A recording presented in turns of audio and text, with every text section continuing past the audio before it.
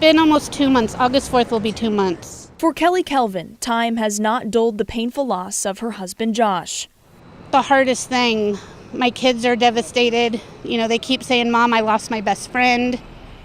A father of 3 and Kelly's husband of 18 years, Josh was shot and killed on June 4th in southeast Portland while driving for Uber.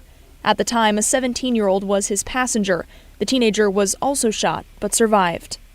But these people need to know in a split second how they have devastated a family.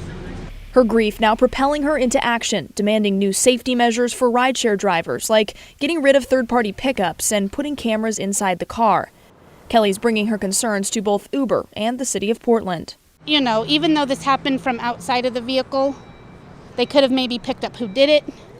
I mean, it might not have prevented it, but at least it can also help be a deterrent if a passenger wants to get unruly in the car. These are changes that radio cab manager Darren Campbell is supporting because he knows how horrific this kind of loss is. When one of us loses somebody in this tragic of a manner, then we all hurt. And we all know that it could happen to us, and it has happened to us.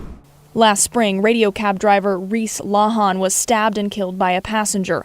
A camera inside the cab captured exactly what happened, and Lahan's killer was sentenced to over 20 years in prison. But unlike in Lahan's case, Kelly says there wasn't a camera, and Josh's killer hasn't been caught. Crime Stoppers is offering a $2,500 reward to anyone who can solve the case. You know, everybody has a conscience. I hope this is weighing heavy on theirs and they just want to get it off their conscience and make things right.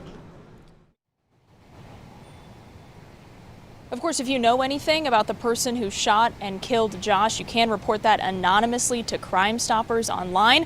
As for Uber, a spokesperson told me today that they're always working to improve safety measures at this point. Drivers can have cameras in the car, but they're not mandatory. Kelly's also planning to bring these concerns to the city of Portland. We have more information about how she's going to do that at kgw.com. Christine, David.